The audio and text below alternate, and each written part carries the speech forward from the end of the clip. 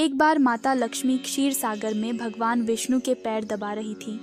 तो पैर दबाते हुए माता लक्ष्मी ने भगवान विष्णु से कहा, हे प्रभु, आज मेरे मन में 3 प्रश्न उठ रहे हैं। यदि आप इन 3 प्रश्नों के उत्तर देकर आप मुझे संतुष्ट करेंगे तो मेरे मन को बहुत शांति मिलेगी। तब भगवान विष्णु कहते हैं, हे देवी, तुम्हारे जो भी प्रश्न हैं तुमने निसंकोच होकर पूछो, मैं तुम्हारी शंका का निवारण अवश्य ही करूँगा। तब माता लक्ष्मी कहती हैं, हे प्रभु, वह कौन सी स्त्री होती है जिसके भाग्य में संतान सुख नहीं होता है। दूसरा प्रश्न है कि कौन सी स्त्री समय से पहले विधवा होती है। और मेरा तीसरा प्रश्न है कि कौन सा श्रृंगार करने से स्त्री को स्वर्ग में स्थान प्राप्त होता है। तब भगवान विष्णु कहते हैं, हे देवी, तुमने उचित ही प्रश्न किए हैं। तुम्हारे ये तीनों प्रश्न अत्यंत महत्वपूर्ण हैं। इन प्रश्नों का उत्तर संसार कल्याण के लिए है। जो भी मनुष्य इन्हें ध्यान से सुनता है उसे पृथ्वी लोक पर संपूर्ण सुख प्राप्त होते हैं। भगवान विष्णु देवी लक्ष्मी से कहते हैं, हे देवी, आज मैं तुम्हें एक अत्यंत पवित्र कथा सुनाता हूँ। इस कथा के माध्यम से तुम्हारे सभी प्रश्नों का उत्तर तुम्हें प्राप्त होगा, लेकिन तुम्हें इस कथा को ध्यान से पूरा सुनना होगा। इस कथा को कभी आधा अधूरा नहीं सुनना चाहिए। इस कथा में समस्त संसार का कल्याण छिपा हुआ है। जो भी इस कथा को ध्यान से पूरा सुनेगा उसके मैं 32 अपराध क्षमा करता हूँ। तब देवी लक्ष्मी कहने लगी, प्रभु, मैं आपको वचन देती हूँ कि इस कथा को मैं पूरे मन और लगन से सुनूंगी। आप कृपया उस कथा को आरंभ करें। तो दोस्तों, आप सभी से एक विनती है कि आप भी इस कथा को पूरा ज़रूर सुनें। कथा शुरू करने से पहले कमेंट में जय माँ लक्ष्मी और जय श्री हरि विष्णु अवश्य लिखें। साथ ही वीडियो को लाइक और चैनल को सब्सक्राइब करना ना भूलें। तो चलिए आरंभ करते हैं। भगवान विष्णु कहते हैं, हे देवी, एक समय की बात है। मध्य देश में एक छोटा सा नगर था। उस नगर में एक सेठ रहता था। उस सेठ के 2 पुत्र थे और सेठ के दोनों बेटों का विवाह भी हो चुका था। सेठ के घर में किसी चीज की कोई कमी नहीं थी, किंतु सेठ की पत्नी का स्वभाव अत्यंत दुष्ट था। सेठ की पत्नी और सेठ के बड़े बेटे की पत्नी दोनों का ही स्वभाव दुष्ट था। सेठ की पत्नी अपनी बड़ी बहू का तो बहुत लाड प्यार करती थी, किंतु छोटे बेटे की पत्नी के साथ बुरा व्यवहार करती थी। घर की सबसे छोटी बहू अर्थात छोटे बेटे की पत्नी बहुत अच्छे स्वभाव की, ईश्वर पर श्रद्धा रखने वाली पतिव्रता नारी थी। वह अकेले ही घर का सारा काम किया करती थी और घर के कार्य में दक्ष थी। इतना अच्छा स्वभाव होने के बावजूद भी उसकी सास उसके साथ बुरा व्यवहार करती थी, उसका हमेशा अपमान करती थी। इसके पीछे का कारण बस इतना था कि बड़ी बहू को एक पुत्र था और माँ छोटी बहू ने पुत्री को जन्म दिया था। पुत्री को जन्म देने के कारण सेठ की पत्नी अपनी छोटी बहू को बार बार ताना मारा करती थी, लेकिन वह बेचारी कर भी क्या सकती थी। जो भाग्य में लिखा होता है उसके साथ वही होता है।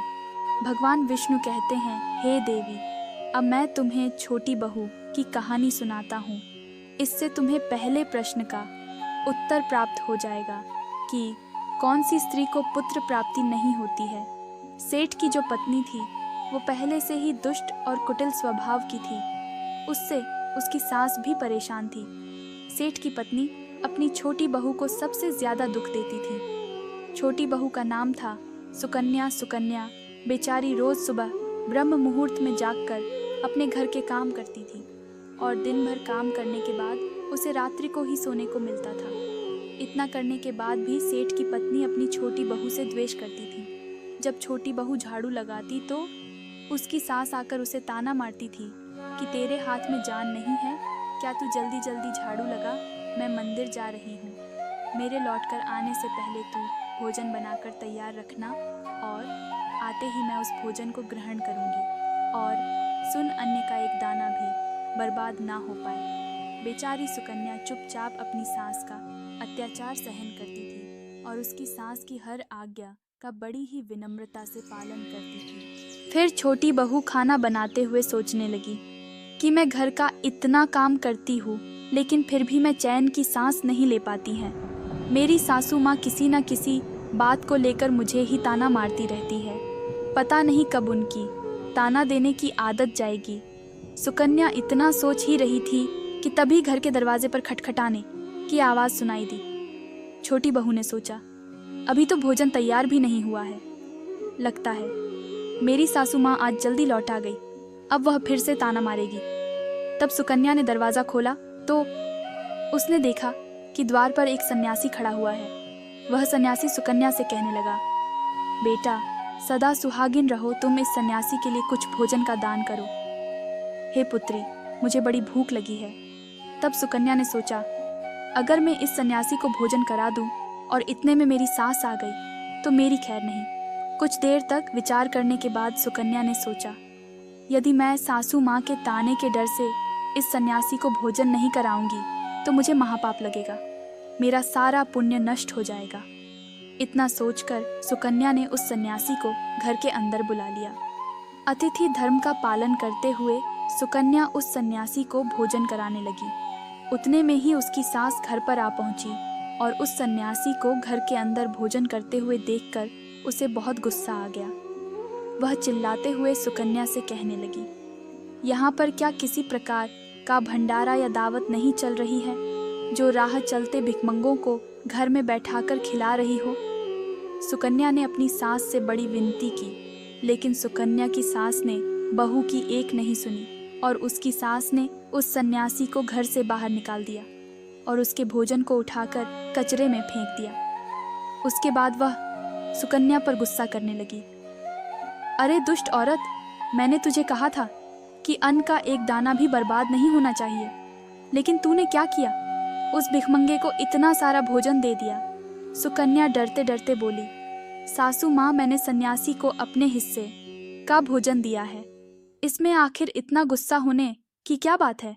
द्वार पर आए अतिथियों को कभी खाली हाथ नहीं भेजते हैं, ऐसा शास्त्र कहते हैं। फिर सुकन्या की सास ने उसे बहुत डांटा। दोनों के बीच देर तक बहस हुई और सुकन्या की दृष्ट सास ने गुस्से में आकर सुकन्या को धक्के मारकर घर से बाहर निकाल दिया। लेकिन सुकन्या देर तक घर के मुख्य द्वार के सामने खड़ी रही और बाहर से अपनी सास को आवाज़ देने लगी। सुकन्या की सास ने एक नहीं सुनी और उसे घर के अंदर आने नहीं दिया। फिर सुकन्या दुखी और उदास होकर अपने मायके के लिए निकल गई।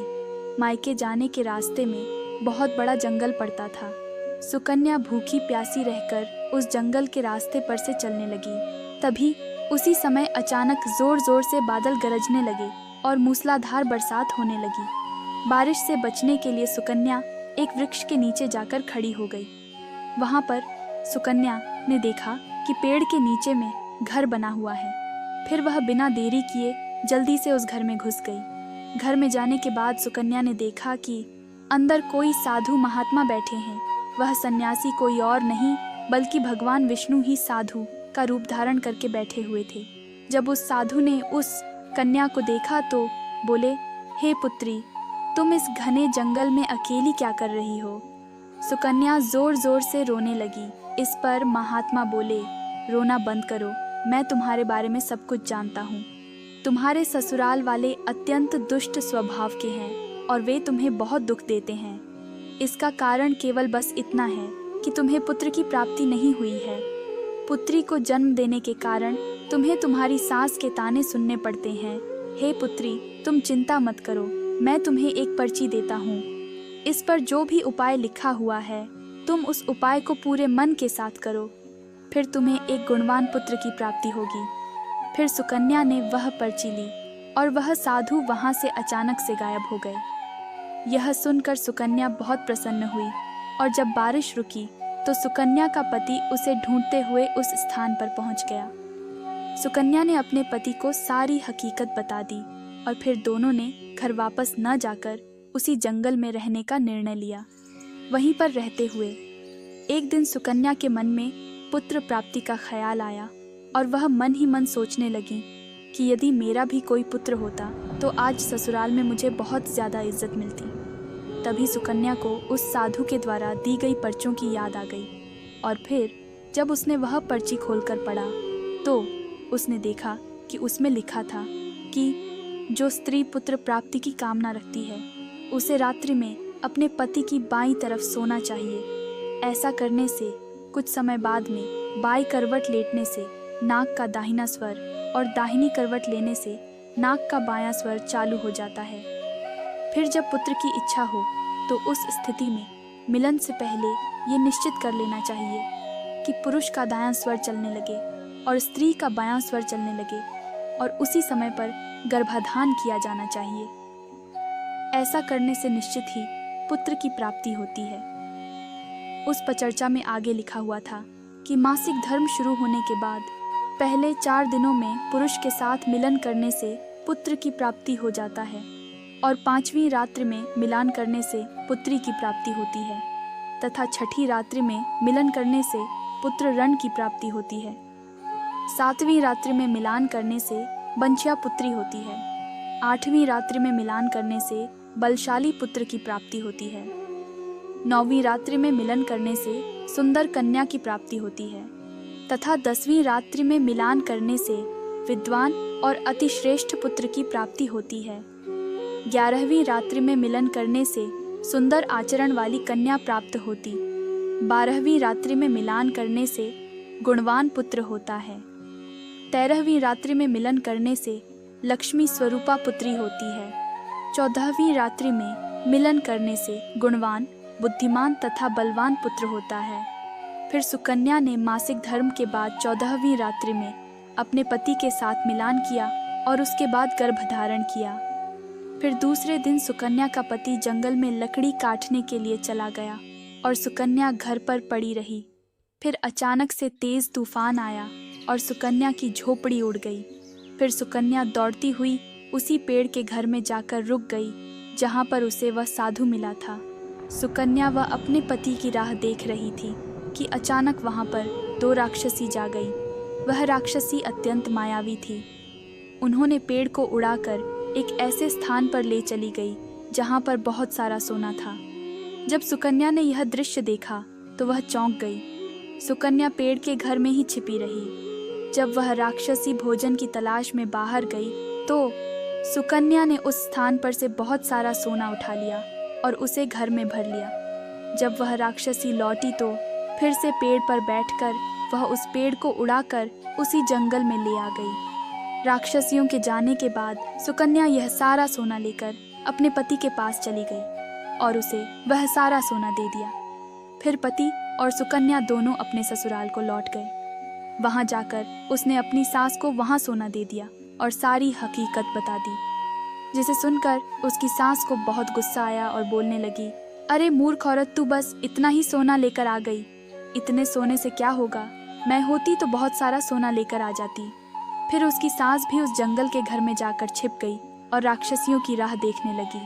तभी वह 2 राक्षसी वहां पर आई और फिर उन्होंने उसको उड़ाकर एक बर्फीले पहाड़ पर ले गई। ये देख सास बहुत क्रोधित हो गई और बोलने लगी, ये कहाँ लेकर आई है? यहाँ तो बस बर्फ और मिट्टी है।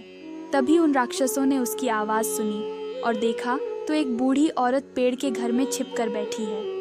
फिर उन्होंने उसको बाहर निकाला और उस बर्फीले पहाड़ पर फेंक दिया। जमीन पर गिरते ही उसकी मौत हो गई।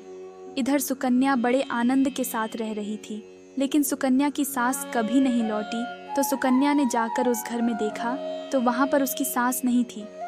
उसे समझ में आ गया कि लालच के कारण उसके सास की मृत्यु हो गई। भगवान विष्णु कहते हैं, हे लक्ष्मी, जिसे स्त्री को पुत्र प्राप्ति की कामना है उसे मैंने सुकन्या को दी हुई पर्ची में बता दी है। तुम्हारा दूसरा प्रश्न यह था कि किस कारण से स्त्री जल्दी विधवा होती है।